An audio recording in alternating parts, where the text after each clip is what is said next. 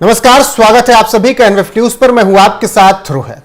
23 तारीख को आने हैं महाराष्ट्र और झारखंड के नतीजे, लेकिन अभी से ही सीएम बनाने को लेकर बात शुरू हो गई है और दोनों गठबंधन अभी से ही तय कर रहे हैं कि कौन होगा उनका सीएम फेस अगर वो जीत जाते हैं तब। लेकिन सबसे ज्यादा लड़ाई चल रही है महाविकास अघाड़ी में, महाराष्ट्र में। जी हां, महाविकास अघाड़ी जिसमें शिवसेना यूबीटी उद्धव ठाकरे की है, कांग्रेस है और शरद पवार की एनसीपी है। अब कांग्रेस और शिवसेना यूबीटी के बीच जंग छिड़ गई है। नाना पटोले और संजय राउत के बीच मामला गरमा रहा है। नाना पटोले कह रहे हैं कि अगर हम जीतते हैं तो सीएम कांग्रेस का बनेगा। संजय राउत कह रहे हैं कि हम तो मानेंगे ही नहीं अगर ऐसा होगा तो। याद कीजिए 2019 कुछ ऐसा ही बीजेपी के साथ शिवसेना ने किया था, अविभाजित शिवसेना थी उस वक्त और गठबंधन टूट गया था। ऐसे में अभी नतीजे आए नहीं, अभी से ही सिर्फ टकबल महाविकास अघाड़ी में शुरू हो चुका है। पंकज जी, बहुत बहुत स्वागत है। मैं ये जानना चाहता हूं कि 2019 वाली गलती फिर से संजय राउत दोहराने के लिए तैयार है? नहीं, संजय राउत, मुझे कभी कभी ऐसा लगता है कि उद्धव ठाकरे और उनके परिवार की सुपारी ले रखी है। वो मैं क्यों बोल रहा हूँ, जब भी मैं उद्धव ठाकरे को देखता हूँ ना, तो मुझे राहुल गांधी यूपीएससी टॉपर लगते हैं। वो इसलिए कि देखिए ना, पार्टी चली गई, सिंबल चला गया, विधायक चले गए। क्यों गए? क्योंकि उद्धव ठाकरे को खुद मुख्यमंत्री बनना था, इसी वजह से ना। बिल्कुल। और आज वो मुख्यमंत्री बनेंगे? क्या एमवीए बना रहा है? नहीं। क्यों बनाएगा भाई?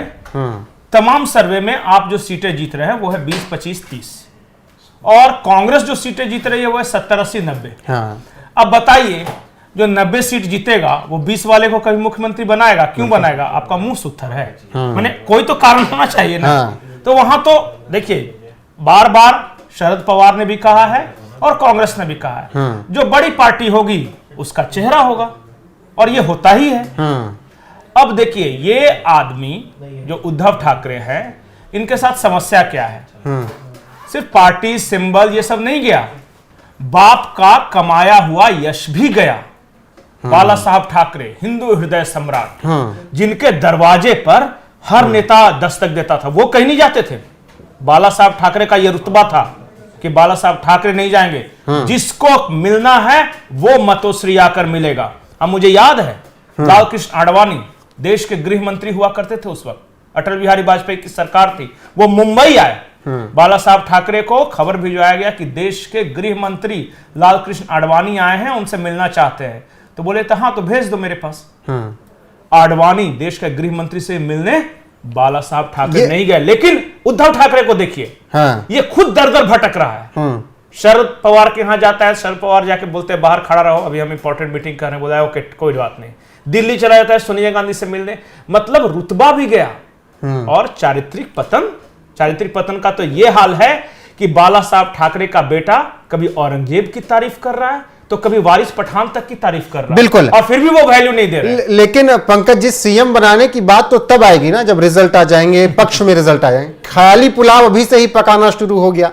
महायुति में तो कुछ भी नहीं नजर आ रहा है। महायुति तो नहीं कह रहे कि देवेंद्र फडणवीस कह रहे हो कि मैं मुख्यमंत्री बनूंगा, या एक नाथ शिंदे कह रहे हो कि मैं ही मुख्यमंत्री बनूंगा। एक नाथ शिंदे ने कहा बाद में डिसाइड कर देंगे, मैं तो रेस में ही नहीं।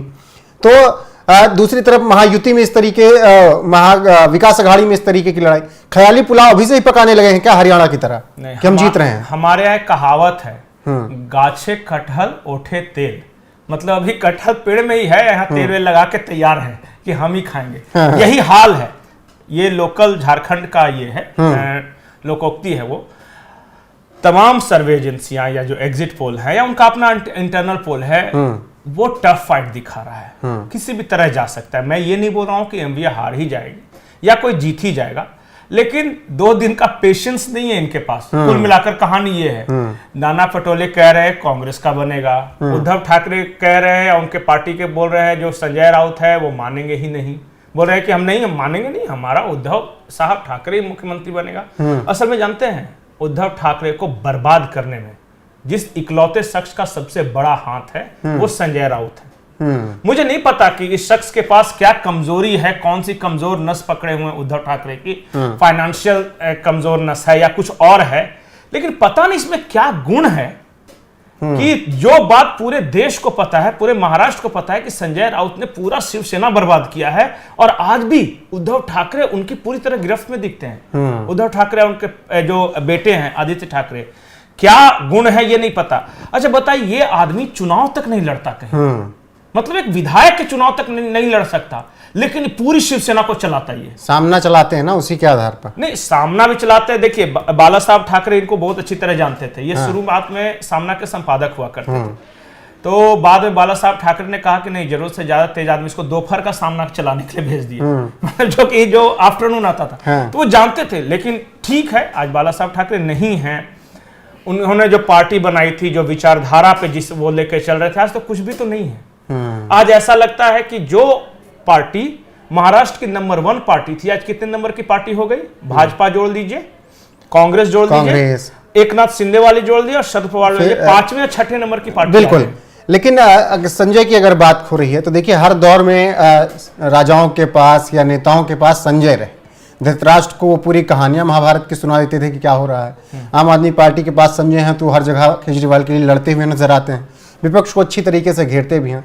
उद्धव ठाकरे के पास संजय हैं तो केवल वो 2019 से एक ही बात पर अटके हैं कि मुख्यमंत्री बनेगा तो शिवसेना का ही बनेगा, शिवसेना यूबीटी का ही बनेगा, और इसी में बेड़ा गर्क करवा दिया। वो वाले संजय उद्धव के लिए सही नहीं है क्या पंकज जी? नहीं, दोनों में बात करता हूँ। आज के तारीख में 2 संजय थे महाराष्ट्र के पॉलिटिक्स में। एक संजय निरुपम थे कांग्रेस के पास, और एक संजय राउत थे शिवसेना के पास।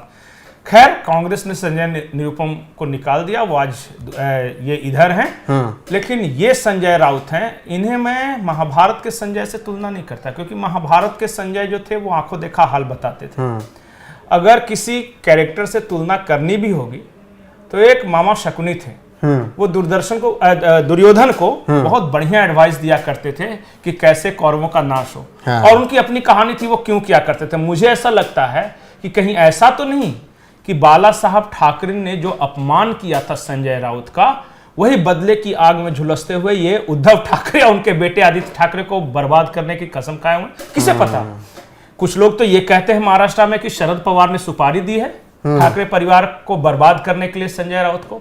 आई डोंट नो कि सच्चाई क्या है, लेकिन जो परिणाम है या जो ट्रैक रिकॉर्ड दिख रहा है वो यही है कि शिवसेना का ग्राफ धीरे धीरे नीचे हो रहा है। 1 नंबर की पार्टी बनी 2 नंबर की पार्टी, 2 नंबर की पार्टी के बाद आज 5वें 6ठे नंबर की पार्टी है। और ये तो कहेंगे ही ना कि मुख्यमंत्री उद्धव ही बनेंगे। शकुनी भी तो यही कहते थे ना कि राजा तो दुर्योधन ही बनेगा।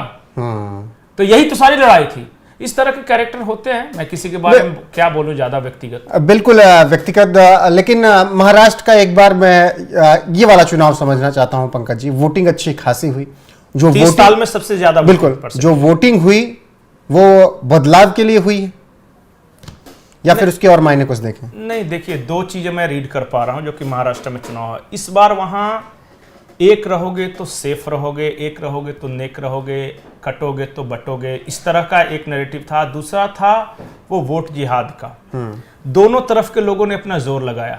जो हमारे पास खबरें आ रही थी कि 125 करोड़ रुपए खर्च किए गए विदेशों में रह रहे मुस्लिम मतदाताओं को भारत में लाने के लिए, चाहे वो अरब देशों में रह रहे हो या कहीं से, फ्लाइट का फ्री ऑफ कॉस्ट टिकट वगैरह दिया गया, काफी मोबिलाइज किया था। और दूसरी ओर हिंदुओं को भी मोबिलाइज किया गया था। हम देख रहे थे कोई शंख बजा के जागरूक कर रहा है, कोई जत्थे में महिलाएं आ रही हैं, दूल्हे की एक तस्वीर थी।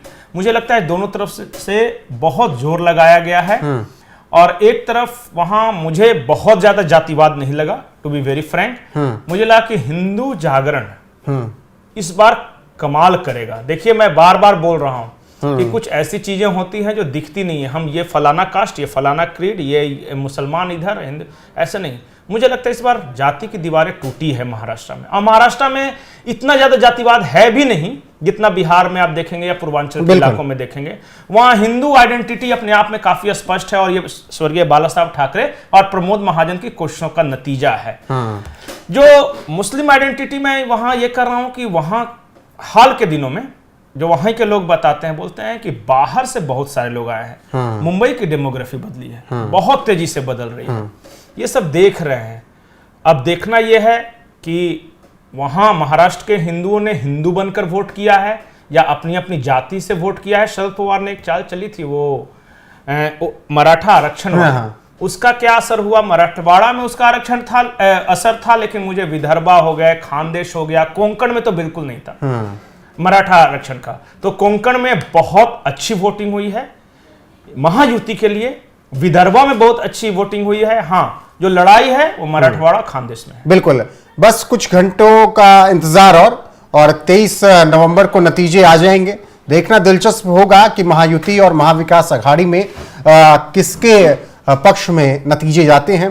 फिलहाल आप लगातार एमएनएफ न्यूज पर बने रहिएगा, यहां पर नतीजे आपको मिलते रहेंगे 23 नवंबर को।